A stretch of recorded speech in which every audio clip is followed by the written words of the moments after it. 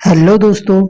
तो जैसे कि हम सब कल इसके पिछले वाले कक्षा में 7 महाद्वीपों को पढ़ चुके थे। अब महासागर पढ़ना था हम सबको। तो देखिए दोस्तों, आशा है कि आप सबको अच्छा लग रहा होगा वीडियो, और अगर वीडियो अच्छा लग रहा हो तो चैनल को सब्सक्राइब कीजिए और अपने अन्य दोस्तों के साथ शेयर करिए। देखिए दोस्तों, आज हम महासागर के बारे में पढ़ेंगे और इस महासागर से संबंधित जितना भी प्रश्न रहेगा उस प्रश्न को डिस्कस किया जाएगा। तो देखिए दोस्तों, महासागर के बारे में तो देखिए, महासागर महासागर जलमंडल के मुख्य भाग है। महासागर जो जलमंडल है उसका मुख्य भाग है। यह आपस में एक दूसरे से जुड़े होते हैं। महासागरीय जल हमेशा गतिशील होता है। याद रखना कि जो महासागर का जल रहता है वह हमेशा गतिशील रहता है, वो स्थिर नहीं रहता है। ये तरंगे, ज्वार भाटा तथा महासागरीय धाराएं महासागरीय जल की 3 मुख्य गतियां होती हैं। जो महासागर होती हैं उसकी कितनी गतियां होती हैं इसको भी थोड़ा ध्यान देना, क्योंकि कभी कभी पूछ देगा कि महासागर की कितनी गतियां होती हैं। तो इसको याद रखना कि महासागर की 3 गतियां होती हैं। अब देखिए, लिखा गया है कि बड़े से छोटे के आकार में। अब कितने महासागर होते हैं और ये बड़े से छोटे के आकार में लिखा गया है। तो देखिए, महासागरों की संख्या कितनी होती है? 5। महासागरों की संख्या 5। और इसके पहले हम सब क्या पढ़े? महाद्वीप। तो महाद्वीपों की संख्या कितने थे? 7। और महासागर 5।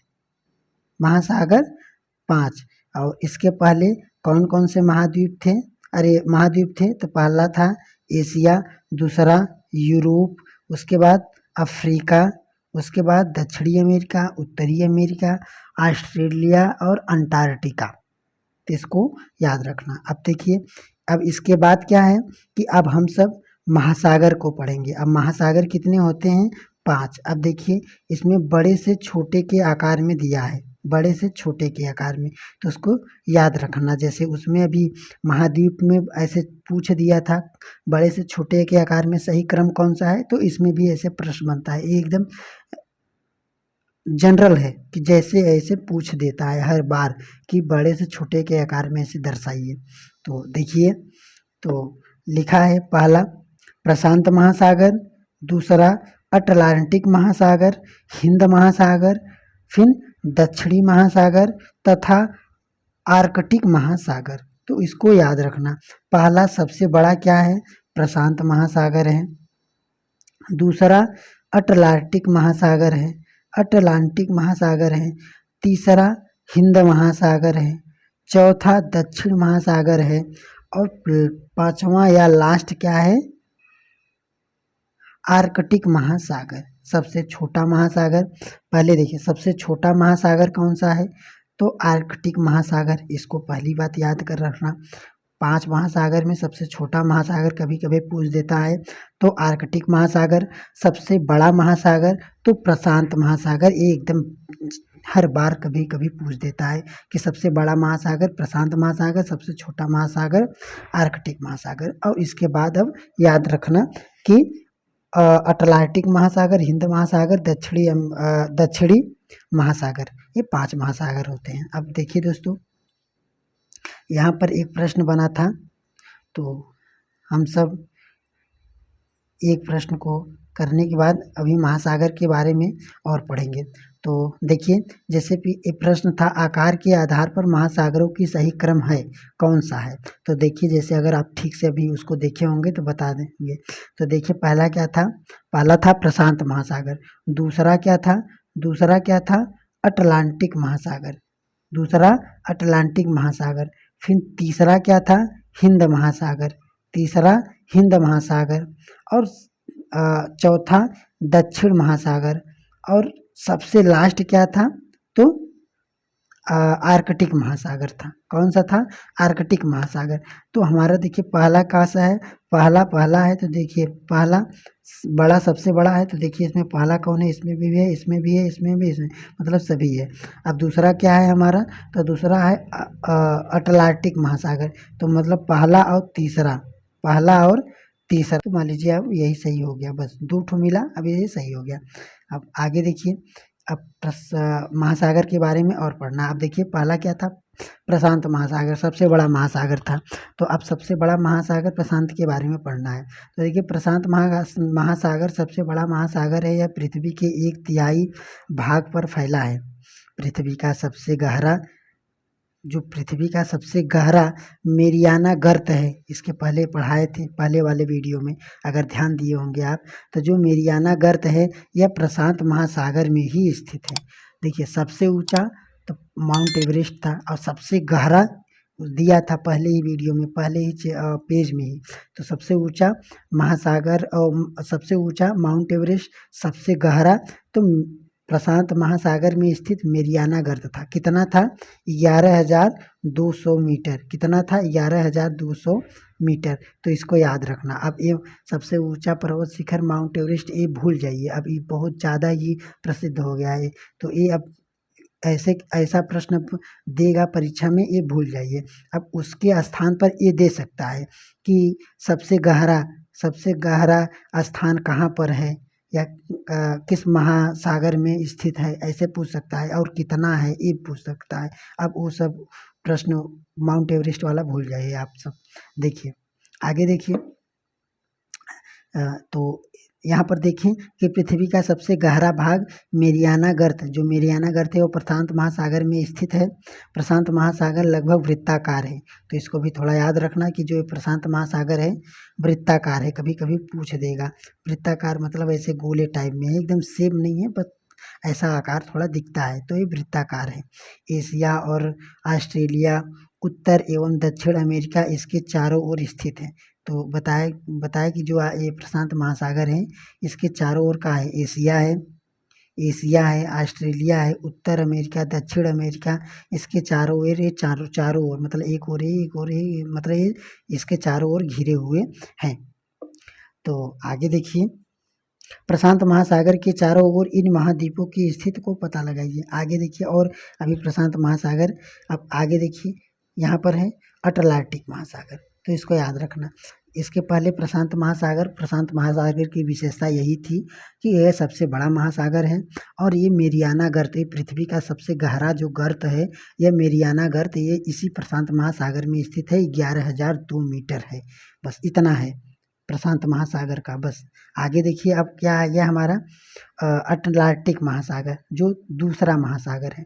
तो दूसरा, विश्व का दूसरा महासागर या सबसे बड़ा महासागर है। यह अंग्रेजी भाषा के यस आकार का होता है। यह अटलांटिक महासागर कभी कभी पूछता है कि यस आकार की कौन सा महासागर होता है, तो इसको याद रखना, यह अटलांटिक महासागर यस आकार की होता है। इसके पश्चिम किनारे पर उत्तर एवं दक्षिण अमेरिका तथा पूर्वी किनारे पर यूरोप तथा अफ्रीका है। देखिए अटलांटिक महासागर की तट रेखा बहुत अधिक दंतूर है। कभी कभी ये कथन कारक में पूछता है, तो इसको याद रखना। तो पूछता है कि अटलांटिक महासागर के तट पर, या अटलांटिक जो महासागर का, या किस महासागर का दंतूर है। तो याद रखना, ये अटलांटिक महासागर है, इसकी क्या है, ये दंतूर है, इसका जो तटी है यह दंतूर है। आगे देखिए, यह नियमित एवं दंतूर तट रेखा प्राकृतिक पोताश्रयों एवं पंतनों के लिए आदर्श होती है। व्यापार की दृष्टि से यह सबसे व्यस्त महासागर है। बस यहाँ पर देखिए, अभी प्रश्न बना है, दिखाएंगे, तो इसको एकदम IMP समझ लीजिए कि पूछा जाता है कि जो व्यापार की दृष्टि से सबसे व्यस्त महासागर कौन सा है, तो याद रखना ये अटलांटिक महासागर है, और यह दूसरा महासागर है, और यह यस आकार पर स्थित है, या यस आकार की तरह है। आगे देखिए, बस यहाँ तक देखिए। अब दूसरा महासागर आ गया, हिंद महासागर। तो अब 2 महासागर पढ़े, दोनों महासागर की विशेषता क्या थी, देखिए क्लियर करते चलिए। पहला प्रशांत महासागर सबसे बड़ा महासागर था, और मेरियाना गर्त इसी प्रशांत महासागर में स्थित था, बस इतना। और यह चारों ओर से एशिया और एशिया का था। एशिया, ऑस्ट्रेलिया, उत्तरी अमेरिका और दक्षिण अफ्रीका से चारों ओर से घिरा हुआ था। और ऑस्ट्रेलिया, अंटार्कटिका क्या थी, ये दूसरा सबसे बड़ा महासागर है। यह आकार के हैं और यह इसके तटीय क्या होते हैं, दंतुर होते हैं। कभी कभी का इसको याद रखना, कभी भूलना मत कि कभी पूछ देता है कि किस महासागर के तटीय तटीय जो स्थान होते हैं दंतुर होते हैं, तो याद रखना। तो ये अटलांटिक महासागर जो होता है इसके तटीय स्थान बहुत अधिक दंतुर होते हैं। और यह व्यापार की दृष्टि से बहुत व्यस्त महासागर है। बस इतना। आगे देखिए हिंद महासागर। हिंद महासागर ही एक ऐसा महासागर है जिसका नाम किसी देश के नाम पर पड़ा। कभी कभी पूछता है कि किस महासागर का नाम किसी देश के नाम से पड़ा, तो इसको याद रखना, हिंद महासागर। हिंद महासागर का नाम देश के नाम से पड़ा है, यानी भारत के नाम पर रखा गया है। भारत का नाम ही हिंद महासागर के नाम पर रखा गया, अर्थात हिंदुस्तान रखा गया था। तो यही हिंदुस्तान ही हिंद महासागर के नाम पर रखा गया था, इसको याद रखना। आगे देखिए, यह महासागर लगभग त्रिभुजाकार है, तो इसको भी मत भूलना। हमारा अटलांटिक महासागर क्या था, यस आकार की थी। और यह हमारा जो हिंद महासागर है, अर्थात जो हमारा भारत के नाम पर, हिंदुस्तान के नाम पर इसका नाम पड़ा है, यह हमारा त्रिभुजाकार है। कैसा है, त्रिभुजाकार है, तो इसको याद रखना। इसके उत्तर में एशिया, पश्चिम में अफ्रीका तथा पूर्व में ऑस्ट्रेलिया स्थित है। तो इसको भी थोड़ा ध्यान देना कि जो हिंद महासागर है इसके उत्तर में एशिया है, पश्चिम में अफ्रीका है, पूर्व में ऑस्ट्रेलिया स्थित है। आगे देखिए, हो गया। अब अगला देखिए, हमारा आ गया दक्षिण महासागर। कौन सा, दक्षिण महासागर। तो देखिए दक्षिण महासागर की विशेषता, अंटार्कटिका महाद्वीप को चारों ओर से घेर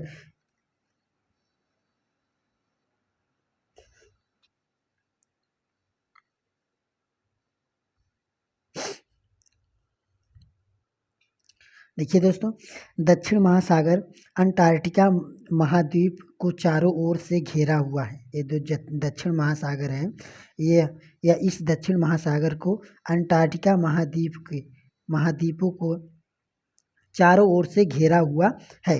यह अंटार्कटिका महाद्वीप से उत्तर की ओर 60 डिग्री दक्षिण अक्षांश पर स्थित है। तो इसको भी याद रखना कि जो हमारा ये दक्षिण महासागर है, यह अंटार्कटिका महाद्वीप के उत्तर में 60 डिग्री दक्षिण अक्षांश तक स्थित है, यह फैला हुआ है। आगे देखिए, आर्कटिक महासागर जैसे कि हम बताए थे, यह सबसे छोटा महासागर है। तो इसको कभी भूलना मत। सबसे बड़ा प्रशांत और सबसे छोटा आर्कटिक। तो आर्कटिक के बारे में देखिए, इसका विशेषता क्या है। तो बताया गया इसमें कि उत्तरी ध्रुव वृत्त, देखिए उत्तरी ध्रुव वृत्त बता रहे हैं। उत्तरी ध्रुव वृत्त मतलब ये ऊपर वाला, ये ऊपरी वाला, ये जो उत्तरी ध्रुव वृत्त है में स्थित है तथा यह उत्तरी ध्रुव वृत्त के चारों ओर फैली हुई है। यह प्रशांत महासागर के छिछले जल वाले एक संकरे भाग में जुड़ा है, जिसे बेरिंग जल संधि कहते हैं। याद रखना कि पूछता है कभी कभी कि बेरिंग जल संधि किस महासागर में पाए जाते हैं, तो आर्कटिक महासागर में। तो फिर से देखिए, यहाँ पर लिखा गया कि यह प्रशांत महासागर की छिछले जल वाले एक संकरे भाग में से जुड़ा हुआ है। यह आर्कटिक महासागर एक तरह से प्रशांत महासागर से छिछले तौर पे जुड़ा हुआ है ना, जुड़ा हुआ है, जिसे हम, और जो जुड़ा हुआ है उसे हम बेरिंग जल संधि कहते हैं, या नाम से जाना जाता है।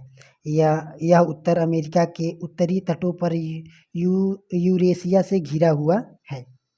ये जो है, यह उत्तरी तट पर यूरेशिया से घिरा हुआ है। आगे देखिए, अब हम सबका प्रश्न खत्म हो गया। महासागर 5 हो गया, पांचों महासागर याद रखना।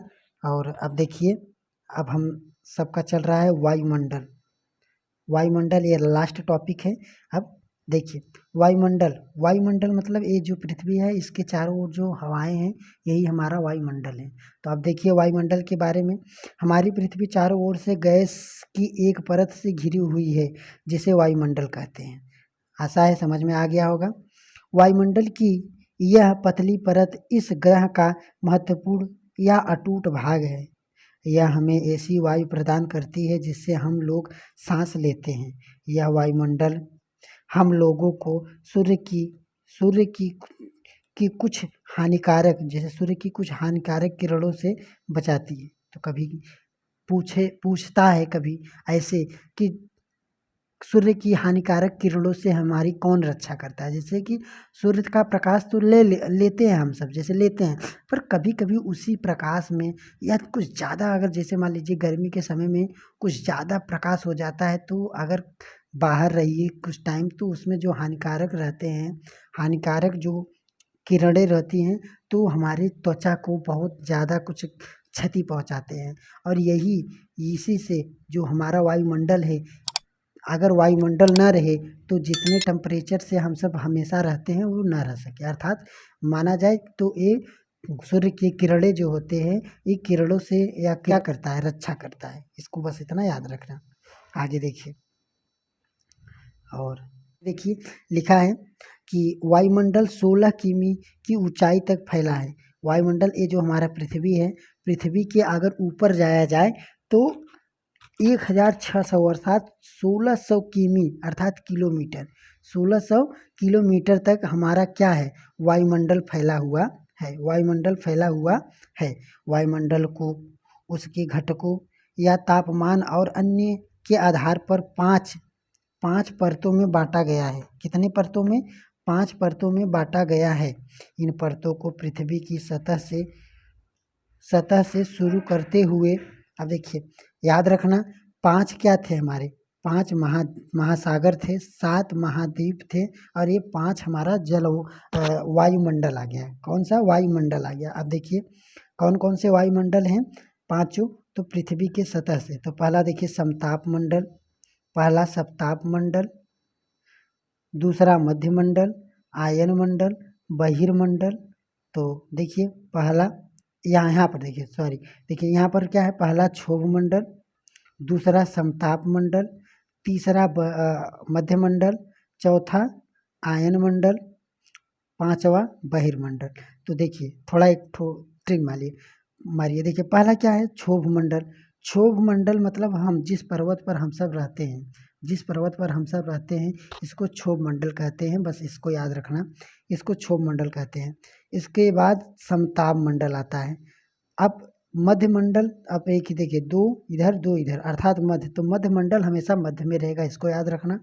जिस पर हम सब रह रहे हैं उसको क्षोभ मंडल कहते हैं। क्षोभ मंडल के बाद सप्ताह मंडल, मध्य मंडल, आयन मंडल और बहिर्मंडल, इसको ऐसे याद रखना। तो क्षोभ मंडल, सप्ताह मंडल, मध्य मंडल, आयन मंडल और बहिर्मंडल।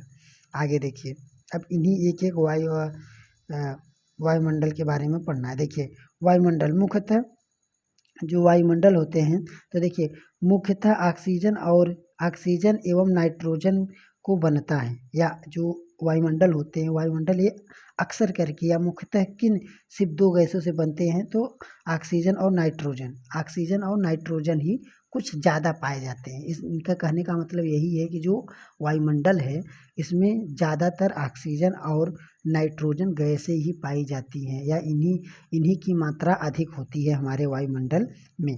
आगे देखिए, बना है जो कि साफ तथा शुष्क हवा का 99% भाग होता है। हवा का 99% भाग होता है। आयतन के आधार पर नाइट्रोजन 78%, याद रखना, आयतन के आधार पर नाइट्रोजन 78%, ऑक्सीजन 21%, और दूसरी अन्य गैसें जो जैसे कार्बन डाइऑक्साइड, आर्गन इत्यादि गैसें सिर्फ एक मात्रा में हैं। तो एक मात्रा में मतलब 99% नाइट्रोजन और ऑक्सीजन मिलकर ये यही मिलकर 99% भाग हो जाते हैं और इसके बचा एक भाग में आर्गन और जो कार्बन डाइऑक्साइड और जो रहते हैं ये सब रहते हैं। आगे देखिए, ऑक्सीजन सांस लेने के लिए आवश्यक है, जबकि नाइट्रोजन प्राणियों प्राणियों की प्राणियों की वृद्धि के लिए आवश्यक है। इसको याद रखना। जैसे कि हम सबको पता है सांस लेने के लिए ऑक्सीजन की आवश्यकता है, कभी कभी पूछेगा वृद्धि के लिए तो नाइट्रोजन की आवश्यकता होती है। कार्बन डाइऑक्साइड यदि बहुत कम मात्रा में है, कार्बन डाइऑक्साइड जो होती है बहुत कम मात्रा में है, लेकिन यह पृथ्वी के द्वारा छोड़ी गई ऊष्मा को अवशोषित करती है।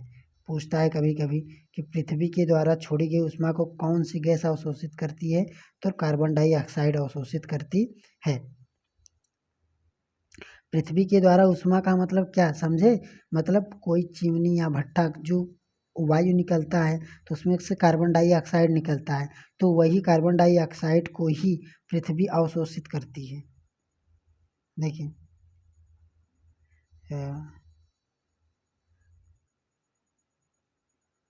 आगे आगे देखिए, यह पौधों की वृद्धि के लिए ही आवश्यकता होती है, पौधे की वृद्धि के लिए आवश्यकता होती है। ऊंचाई के साथ वायुमंडल के घनत्व में वृद्धि होती है। बस इसको अब पूछिए मत कितना इम्पोर्टेंट है, बस जान लीजिए ये एकदम वेरी वेरी इम्पोर्टेंट है। इसको याद रखना। कभी कभी पूछता है कि ऊंचाई के स्थान पर वायुमंडल के घनत्व में क्या होती है, वृद्धि होती है कि घटता है? तो याद रखना, जब जितने ऊंचे पर आप जाएंगे ऊपर, तो जो घनत्व होता है, याद रखना घनत्व, घनत्व में भिन्नता आती है, भिन्नता आती है। यह घनत्व घनत्व समुद्र तल पर सबसे अधिक होता है। तो यह जो वृद्धि होती है यह समुद्र तल पर सबसे अधिक होती है, तथा जैसे जैसे हम ऊपर की ओर जाते हैं यह तेजी के साथ घटता जाता है। आप जानते हैं कि पहाड़ों पर पर्वतारोहियों को हवा के घनत्व में कमी होने के कारण सांसें लेने में कठिनाइयाँ होती हैं। जैसे कि हम सब जानते हैं कि जब कोई पर्वत वगैरह पर चढ़ता है तो वहाँ पर ऑक्सीजन लेकर चढ़ता है, क्योंकि ऊपर जाने के बाद ऑक्सीजन की मात्रा में कमी आती है, उसके घनत्व में कमी आती है, इसीलिए वो ऑक्सीजन लेकर चढ़ते हैं। अगर कोई ऑक्सीजन लेकर नहीं चढ़ता है तो उसे मतलब दिक्कत होती है और कभी कभी तो मौत भी हो जाती है। तो इसको बात याद रखना। आगे देखिए, कठिनाइयाँ होती है ऊंचाई पर सांस लेने के लिए उन्हें अपने साथ ऑक्सीजन सिलेंडर लेकर जाना पड़ता है। जैसे कि हम देखिए, अब इसके बारे में पढ़ें। अब यहाँ से देखिए प्रश्न बनेगा दोस्तों, अगर आप ठीक से पढ़े होंगे तो आप इस प्रश्न का उत्तर देंगे। देखिए, वायुमंडल में मध्यमंडल किन दो मंडलों के बीच में है? देखिए कितना कितना अच्छा बनाया है प्रश्न।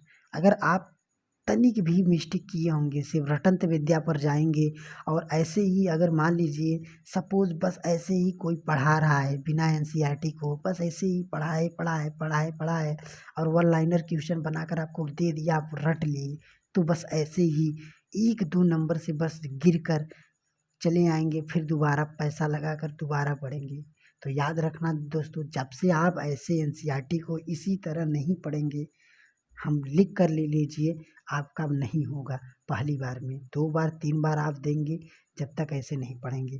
तो देखिए अभी जैसे हमने देखा तो पहला क्या था हमारा, क्षोभ मंडल था, पहला क्षोभ मंडल था, उसके बाद समताप मंडल था, उसके बाद मध्य मंडल था, उसके बाद मध्य मंडल था, तीसरा हमारा मध्य मंडल था।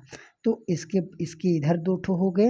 ये ट्रिक क्यों बताए थे हम, इसीलिए कि देखिए इसके इधर 2 हो गए कौन, आयन मंडल और बहिर्मंडल, और इसके पहले क्षोभ मंडल और समताप मंडल। तो पूछा है इसमें वायुमंडल में मध्य मंडल किन 2 मंडलों के बीच में है? तो देखिए क्षोभ मंडल और सप्ताह मंडल, अब इससे ये सप्ताह मंडल सटा है और ये आयन मंडल सटा है, समताप मंडल और आयन मंडल सटा है। तो याद है, तो देखिए समताप मंडल और आयन मंडल ये दोनों के बीच में ही हमारा मध्य मंडल पाया जाता है। आगे देखिए, ऊपर की ओर जाने उसके जो बताएं ऑक्सीजन के लिए, तो बोल रहे हैं ऊपर की ओर जाते हैं तापमान में घटता है। जैसे ऊपर की ओर जाते हैं तो जो तापमान होते ही वो घटता है। वायुमंडल पृथ्वी पर दबाव डालती है। यह एक स्थान से दूसरे स्थान पर अलग अलग होती है। कुछ क्षेत्र में हमें अधिक दाब महसूस होता है, जबकि कुछ क्षेत्र में कम। याद रखना दोस्तों, इसको हल्के में मत लेना।